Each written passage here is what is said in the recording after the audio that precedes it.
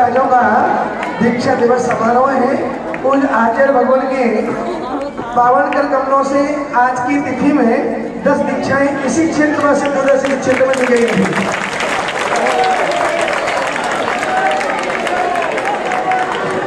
पूज्य मुनि से अपूर्व सागर महाराज जी से लेकर के प्रसाद सागर महाराज जी तक 10 प्रकार, इसलिए आज यहाँ पर परिक्रमा में लगाई जा रही है।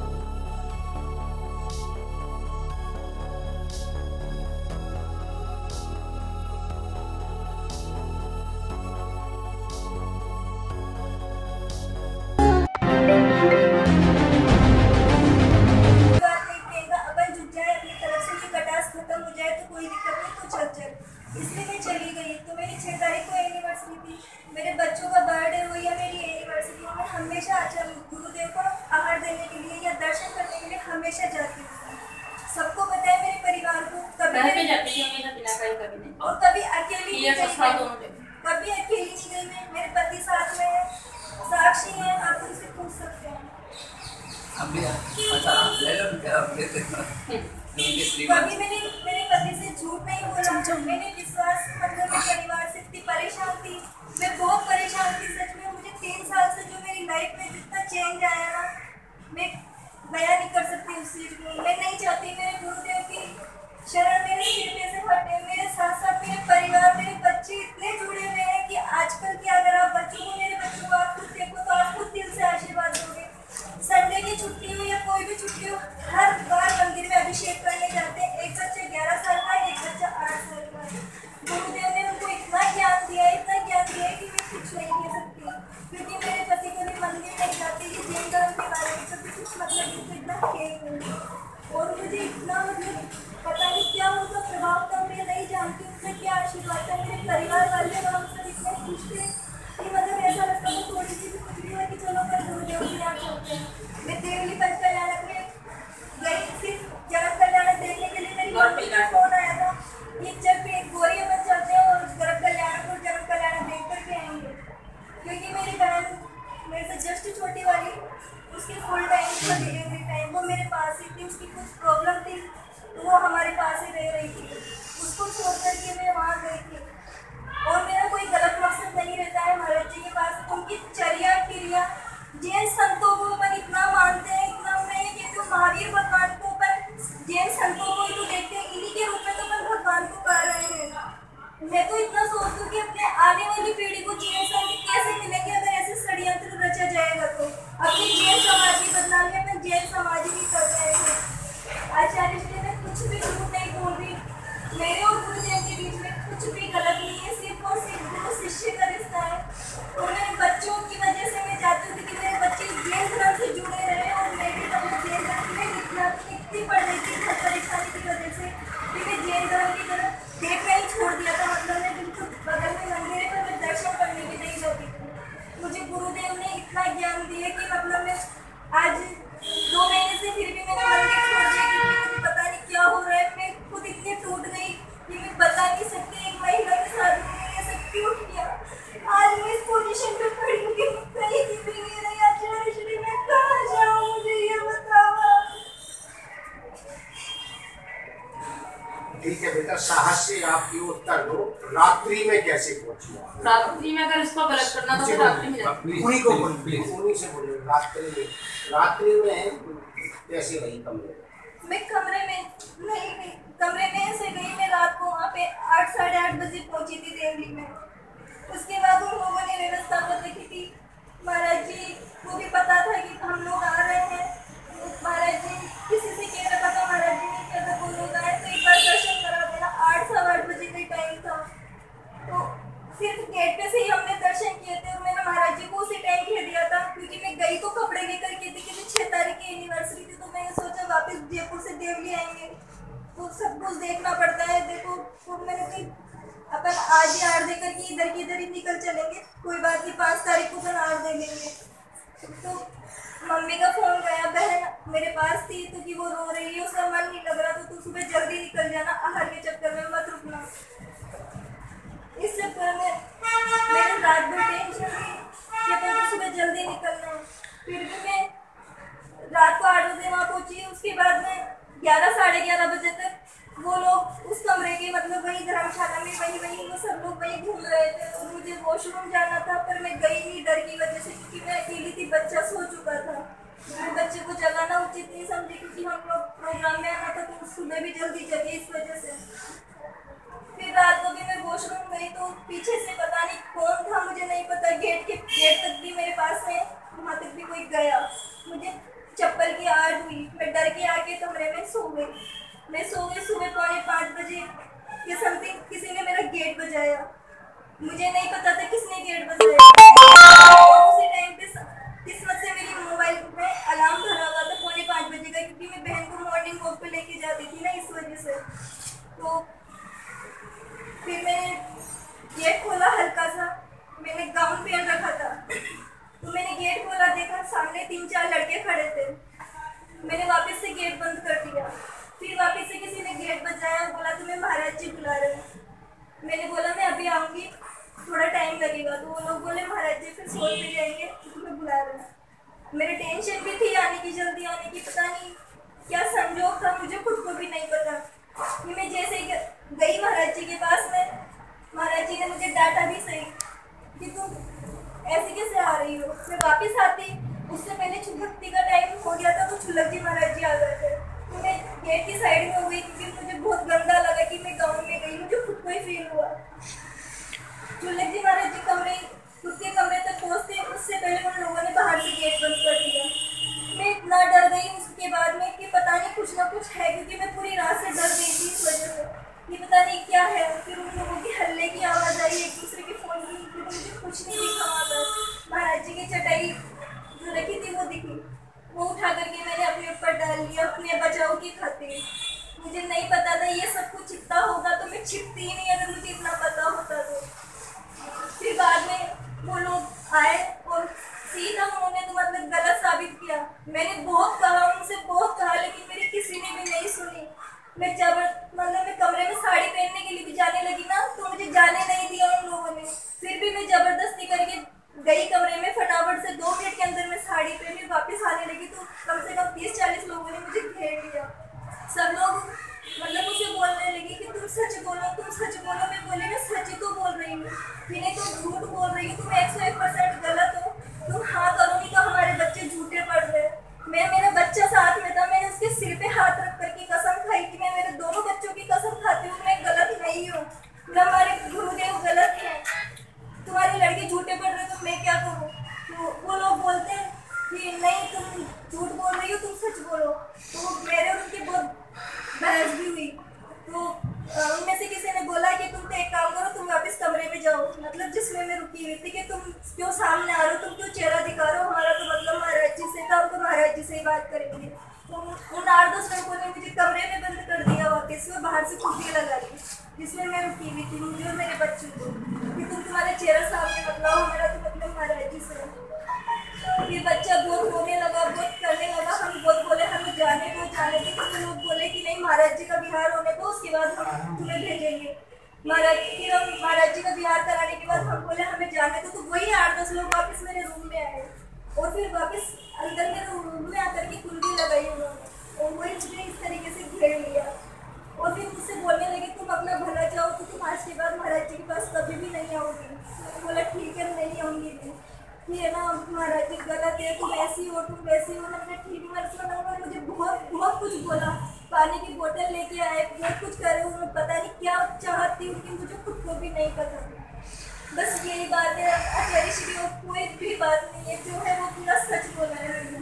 अब इससे 2 क्वेश्चन और, एक तो पंचकल्याण में 5 दिन आप वहीं रुकी थी? नहीं शास्त्र पे हाथ रख के कसम खा रही हूँ। नहीं रुकी, मेरे साथ थी। गर्भ कल्याण शाम को गई और जन्म को 11 बजे। ये घटना तो बात की है, पंचकल्याण की बात की है। और पंचकल्याण में उनके कमरे में रात में भी रुकी कर नहीं, शास्त्र पे हाथ रख के कसम खा रही हूँ। प्रियंका थी, राधा दीदी थी, मम्मी थी, मैं थी, हम सब साथ थे। इनके परिवार से हमारा फेवरेट प्रभु की तरह मतलब बिल्कुल ऐसा जुड़ाव है कि हम बिल्कुल राधा दीदी को मुझे बेटी की तरह मानते हैं और ये लोग भी मुझे बिल्कुल अपना मान के चलते हैं।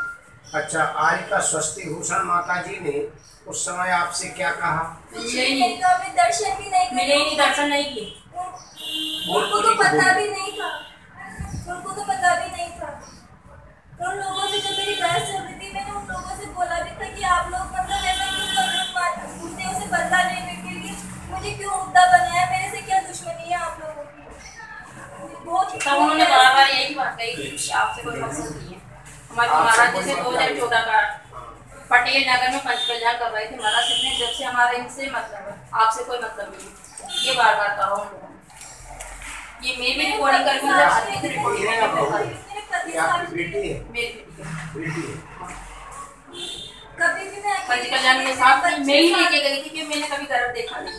हमारे दीवार में बहुत पंचकल्याण वाले ने गर्भ प्राप्त नहीं, इसलिए देखने में गई थी अच्छा से।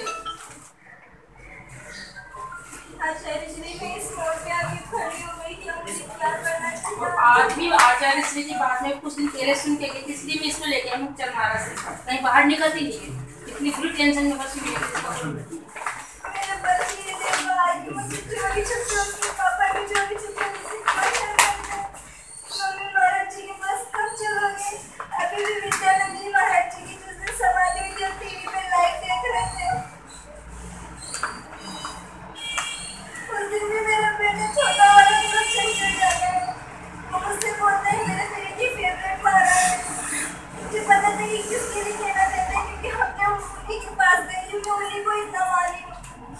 मुझे कौन है कि किशन सर इसमें जो फोटो है वो आप उसको क्या मानते हैं? जो फोटो आए हैं आपने देखे होंगे, उसको आप क्या मानते हैं? गलत है?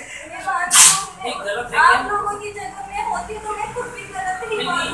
फोटो आपने देखे, हाँ, वीडियोस तो देखे आपने मैंने। उसको क्या क्या माना कि गलत है क्या सही है? इन्होंने बनाए हैं या आप सही है? मैं बता रही हूँ, उसमें कपड़े ऊपर बताए गए हैं। मैं खुद कह रही हूँ कि मैं जल्दी में छिपी थी, तो मुझे खुद को भी नहीं पता। मैं जल्दी में छिपी थी, लड़की में छिपी थी। किसी महाराज ने छिपाया था कि आप मैं खुद छिपी थी जल्दी में। नहीं, ये बताओ। नहीं, तो ऐसी डर की जब आपने कुछ बात ही नहीं की तो डर की क्या जरूरत है? सर ये से थी ना, डर ये से थी कि छुपने 15 की क्या मिनट जरूरत की है? कल ये थी, 15-20 के बीच में एक लेडीज क्या कर सकती है? नहीं, हाँ, उसके बाद नहीं, लेकिन नहीं। लेडीज थे मुंबई इस टाइम छिपाया। पहले आपने वो जो कपड़ा था पहले चढ़ाई तो दूसरे नंबर पर थी, तीसरे नंबर पर।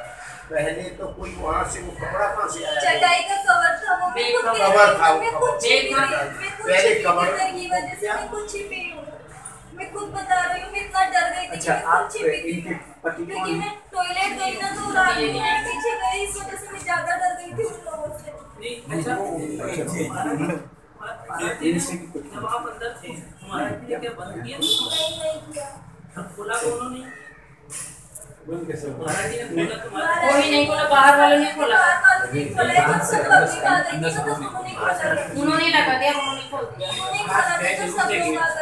बाद में जब किन्होंने महाराज जी ने खोल महाराज जी ने खोल महाराज जी कैसे खोलेंगे? अंदर थे वो महाराज जी, लोग अंदर आ गए ना 5-7 लोग अंदर आ जाने के बाद सब सड़िया चुनने का था। नहीं, एक आप भी थोड़ा सा अपने इस विषय में बताओ। हाँ सर, आप क्या सोचते हैं इस विषय में, इस घटना के विषय में? इसके बारे में मैं वो क्या वीडियो मेरा ऑफिस में ऐसे तो महाराज जी इनके ऑफिस में ऑफिस की उनकी समझ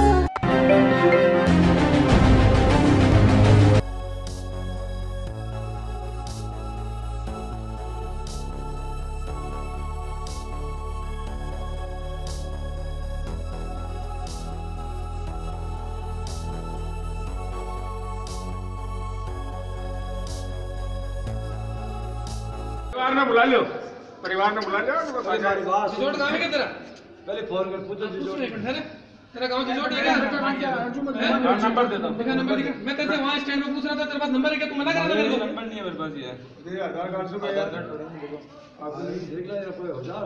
कोई नहीं है, तकलीफ हो जाए, तकलीफ है। अरे इन बिना दिमाग को काम कर दियो, अब तो ताकि समाज को ही काम है। अब दीजिए मत, दीजिए मत, ठीक है, दीजिए मत। अरे कोई नहीं देगा तेरे को, कोई नहीं कोई नहीं मारेगा तेरे को, कोई नहीं मारेगा। अभी चाय आए पिलाएंगे तेरे को, घर ले जाओ। इन्हें हाँ हाँ जय अरे बेटा फोन कर देगा इधर सुन, याद रखा गाँव कौन सा है तेरा? डिजोट है, जिजोट है? याद नहीं है मुझे।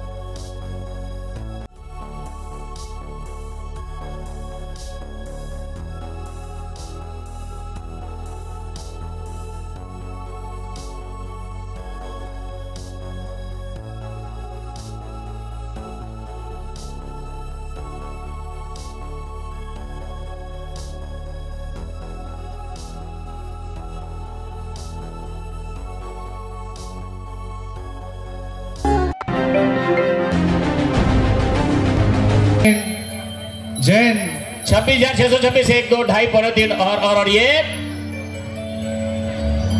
27। इतना सोचते क्यों? जल्दी से बोलो जो भाव मन में। यहाँ गुरु माँ का खजाना लूट रहा है, सबको लूटने का मौका दीजिए थोड़ा सा। चलिए सब मिलकर के गुरु माँ का खजाना लूटेंगे तो कहेंगे क्या? 27,227। लुट रहा रे, बोलो लुट रहा रे, गुरु माता का खजाना लुट रहा रे, लुट रहा रे, बोलो लुट रहा रे, गुरु माता का खजाना लुट रहा रे।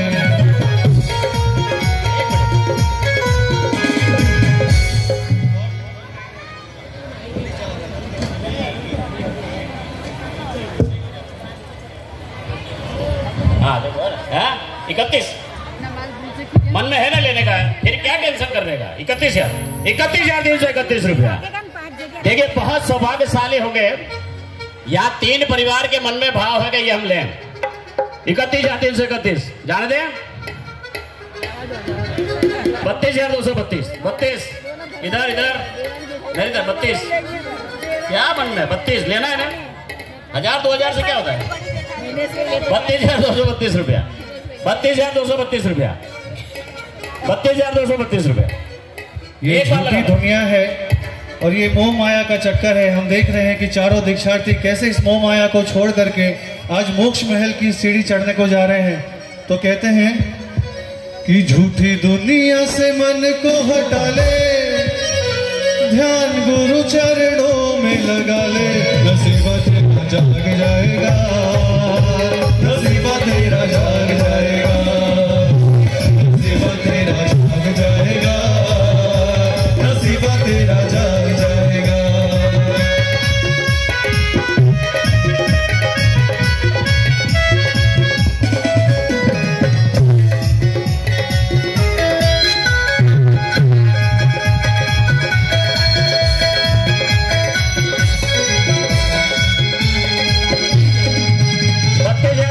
रुपया जा रहे बोले 1 2 2.5 पौने 3। एक बार लास्ट मन में भाव है ना, इधर मेरी तरफ पीछे मत तो किधर मन में भाव है ना, लगा एक बार लगाओ फिर छोड़ देना। बोलो साध्यनाथ भगवान की। है तो घर के इसीलिए तो बोल रहा हूं किसके भाव मजबूत है। 32,232 1 2 2.5 पौने 3 और जो लेंगे उनके झोली में पुण्य जाएगा। अकेले आए हैं और अकेले जाएंगे। 35,535 रुपया। 35,535। बोलो शांतिनाथ भगवान के, बोले आचार्य विद्यासागर जी महाराज के जय हो। जा दो 36 ये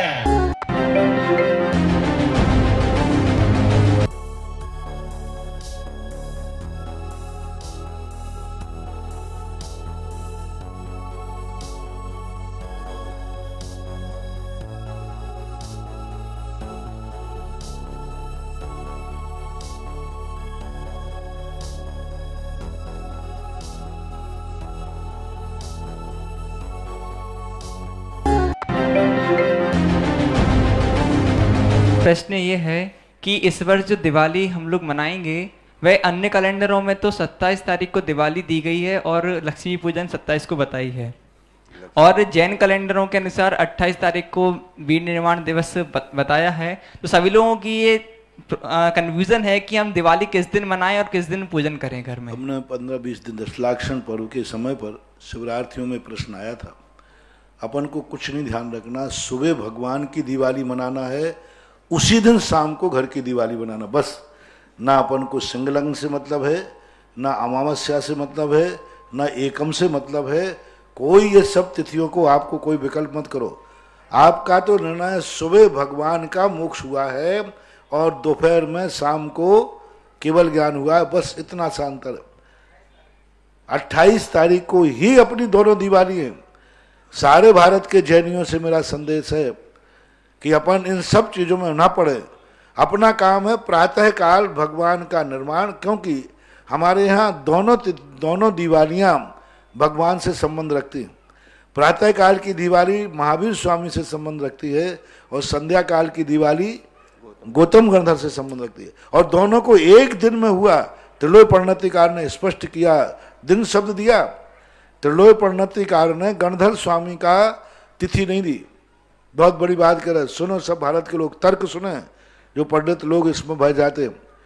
ऋषभ तीर्थंकर महावीर स्वामी का जो निर्माण हुआ 14 की अंतिम पहर में प्रत्यूष काल में हुआ। और निर्माण तो हो गया था 14 से रत्ती है, सूर्य अभी निकला नहीं था। सूर्य निकलने के पहले उजिला तो हो गया था, लेकिन सूर्य उदय नहीं हुआ था तब निर्माण हुआ। उस समय 14 थी, लेकिन जब निर्माण कल्याणक मनाया गया एक अंतर्मुहूर्त बाद, तब तक अमावस्या हो गई थी। तो महावीर स्वामी की तो अमावस्या का वर्णन मिला, लेकिन किसी शास्त्र में ये नहीं लिखा कि गौतम गणधर को कौन सी तिथि में केवल ज्ञान हुआ। तिथि में कहीं नहीं लिखा कि अमावस्या को केवल ज्ञान हुआ है कि एकम को केवल ज्ञान हुआ है, ऐसा कहीं नहीं लिखा। हर स्थान पर ही लिखा जिस दिन महावीर स्वामी को मोक्ष हुआ उसी दिन दोपहर में प्रद्योष काल में तीसरे पहर में गौतम स्वामी को केवल ज्ञान हुआ। दिन लिखा, अभी मैंने गौर से तुल्य परिणति में पढ़ा, दिन शब्द लिखा है, तिथि नहीं लिखी। गौतम गणधर की कोई तिथि नहीं लिखी कि तिथि को केवल ज्ञान हुआ, बस दिन लिखा है। तो अपन को यही मानना है, सवेरे 28 तारीख को प्रातःकाल आपको निर्माण लाडू चढ़ाना है और 28 तारीख की शाम को आपको रात होने के पहले पहले गोधूली में, यानी आपको लगभग 4 से 4:30 5 के बीच में, अधिकतम 6 बजे तक तो रात हो जाएगी, तब तक 5:30 तक बीच में आप लोगों को दिवाली मनाना। रात्रि में दिवाली नहीं, फटाकों की दिवाली नहीं, अंधेरे में दिवाली नहीं, दिन में बिल्कुल मंदिर जैसी पूजा करो। वहाँ जिनवानी रख करके बढ़िया ठाठ से महावीर स्वामी की, गौतम गणधर की पूजा घर में करके दीप जलाइए, दिन में ही, रात में नहीं। गोधूली बेला सबसे श्रेष्ठ बेला कहलाती, इसलिए 28 तारीख को ही जैन धर्म के शास्त्रों के अनुसार दिवाली मानना चाहिए, घर की और मंदिर की। जय जिनेंद्र, मैं अभय जैन। आप देख रहे हैं जैन आगम। जितनी प्राचीन हमारी भारतीय सभ्यता है उतना ही प्राचीन हमारा जैन धर्म, और आज हम उसी जैन धर्म के सागर से चंद्रगुप्त मौर्य नामक मोती के बारे में आपको बताने जा रहे हैं। चंद्रगुप्त मौर्य अपने जीवन के अंतिम समय में जैन मुनि भद्रबाहु से दीक्षा लेकर अपना सारा राजपाट अपने पुत्र बिंदुसार को सौंपकर श्रवणबेलगोला जाकर रहने लगे। वह आखिरी और पहले ऐसे जैन मुनि थे जो मुकुट धारण करते थे, तथा उन्होंने अपने जीवन के अंतिम समय में संलेखना धारण कर अपने प्राण त्यागे। आइए जानते हैं हम चंद्रगुप्त मौर्य के बारे में। चंद्रगुप्त मौर्य इस देश के इतिहास के सबसे बड़े साम्राज्य के राजा रहे हैं, जिनके होने के ऐतिहासिक साक्ष्य मौजूद हैं। चाणक्य यानी आचार्य विष्णुगुप्त ने उन्हें उनके पालक से खरीदा था और फिर उन्हें तैयार किया था ताकि वे मगध के भ्रष्ट राजा घनानंद के साम्राज्य को उखाड़ फेंकें। घनानंद के नंद वंश के खात्मे के बाद उन्होंने 321 बीसी से 297 बीसी तक राज्य किया। उनके राज्य में यूनान से यूनानी दार्शनिक मेगास्थनीज भी आया था, और चंद्रगुप्त का जिक्र यूनानी इतिहास में भी भारत के एक महान राजा के रूप में किया गया है। सबसे महत्वपूर्ण बात यह है कि चंद्रगुप्त का जिक्र विष्णु पुराण में भी किया गया है। वैसे तो चंद्रगुप्त मौर्य की जाति के बारे में कई विवाद हैं। कोई उन्हें नाई जाति का बताता है तो कोई क्षत्रिय, लेकिन ये बात सत्य है कि अंतिम समय में वो जैन हो गए थे। जैन मुनि भद्रबाहु के साथ वो अपना राजपाट अपने पुत्र बिंदुसार के हवाले कर श्रवणबेलगोला जाकर रहने लगे। जिस जगह वो रहे वो जगह चंद्रगिरी पर्वत के नाम से जानी जाती है। जैन धर्म के साहित्य में चंद्रगुप्त मौर्य का बहुत प्रमुखता से जिक्र किया गया है, क्योंकि वो अपने अंतिम समय में एक जैन मुनि बन गए। जिस जगह वो रहे वो जगह चंद्रगिरी पर्वत के नाम से जानी जाती है। जैन धर्म साहित्य में चंद्रगुप्त मौर्य का बहुत प्रमुखता से जिक्र है, क्योंकि वो अपने अंतिम समय में एक जैन मुनि बन गए थे और दिगंबर जैन संप्रदाय में चंद्रगुप्त पहले और आखिरी मुकुटधारी मुनि रहे हैं। चंद्रगुप्त ने जैन धर्म में मुनि परंपरा की सबसे कठिन विधि यानी संलेखना विधि से अपने प्राण त्यागे थे। संलेखना में मुनि व श्रावक धीरे धीरे अपने आप को निराहार और फिर निर्जल रखकर अपनी मुक्ति का मार्ग चुनते हैं। भारत के प्रथम सबसे महान राजा चंद्रगुप्त मौर्य ने बेंगलोर के पास स्थित जिस जगह पर अपने प्राण त्यागे थे वहाँ आज भी उनकी समाधि स्थित है। आज के समय में बच्चों से अगर पूछा जाए कि हुमायूं, बाबर, अकबर और शाहजहां के मकबरे कहाँ हैं, तो वो आपको झट से बता देंगे, क्योंकि उनके सिलेबस में यह सब उनको सिखाया गया है। अगर बच्चों से घूमने के लिए जाने की बातें करें तो बच्चों को नूरजहां और मुमताज़ के मकबरे जाना पसंद है, क्योंकि भारत के लोगों को यह सिखा दिया गया है कि यही मकबरे भारत की सबसे खूबसूरत इमारतें हैं, परंतु ऐसा नहीं है।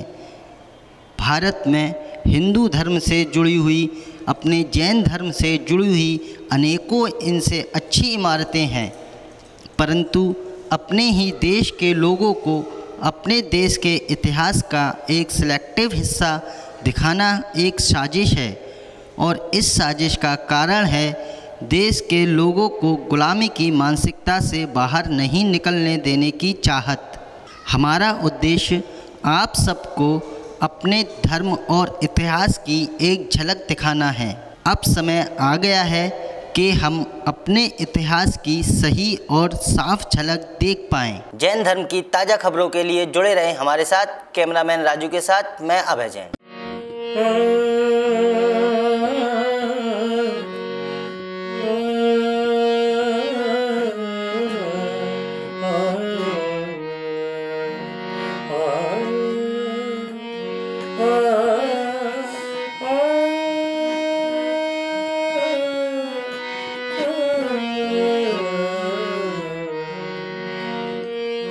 बाबा बरसों वाले ये कमाल हो गया,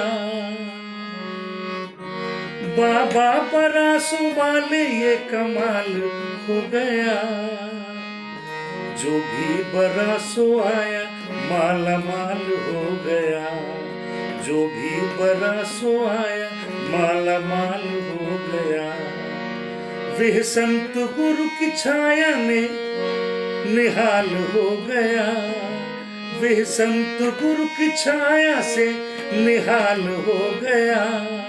जो भी बरसों आया माला माल हो गया, जो भी बरसों आया माला माल हो गया। जय जैन दोस्तों, मैं प्रसन्न कुमार आप सभी को जय जैन बोलता हूँ। बड़ी खुशी की बात है कि सिद्ध क्षेत्र बरासोची जो कि भिंड के बहुत नज़दीक है, और आने वाली 3 तारीख को मतलब 3 नवंबर को वहाँ पर गुरुदेव विहसंत सागर जी महाराज के सानिध्य में सरस्वती महाअर्चना और पिच्छिका परिवर्तन का बहुत ही ज़बरदस्त आयोजन किया गया है, और जिसमें हम भगवान महावीर के गुण गाएंगे, भगवान पार्श्वनाथ के गुण गाएंगे। और जो विधान हुआ है उसमें पंडित संदीप शास्त्री जी का बहुत अच्छा योगदान रहा है। बड़ी मेहनत, शिद्दत, लगन से उन्होंने इस विधान को संपन्न कराया है। 130 दिवसीय ये विधान था, जो कि सरस्वती महाअर्चना और पिच्छिका परिवर्तन तक ये विधान हुआ, और हम सब गवाह रहेंगे उस दिन के, क्योंकि बरासो जी एक ऐसा सिद्ध क्षेत्र है जहाँ भगवान महावीर का स्मरण 3 बार आया, जहाँ 2500 वर्ष पूर्व पुरानी प्रतिमाएं, जिन प्रतिमाएं आज भी वहाँ पर हैं और जिनके दर्शन मात्र से सारी मनोकामनाओं की पूर्ति हो जाती है, ऐसे बरासो जी। मैं अभय जैन, आप देख रहे हैं जैन आगम। आज की शाम संपूर्ण जैन समाज के लिए एक दुखद समाचार लेके आई है। परम पूज्य आचार्य श्री 108 चिन्मय सागर जी महाराज का अभी अभी जुगुल ग्राम में समाधि मरण हो गया है। हम आपको दिखाते हैं समाधि मरण के कुछ एक्सक्लूसिव चित्र, आइए देखते हैं।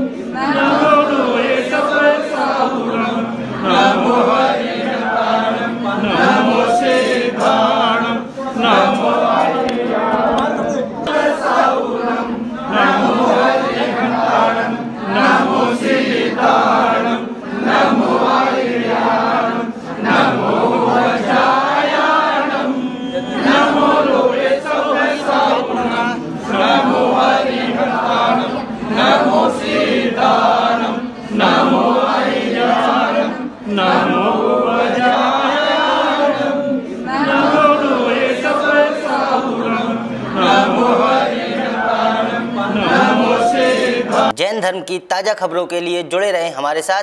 कैमरामैन राजू के साथ मैं अभय जैन।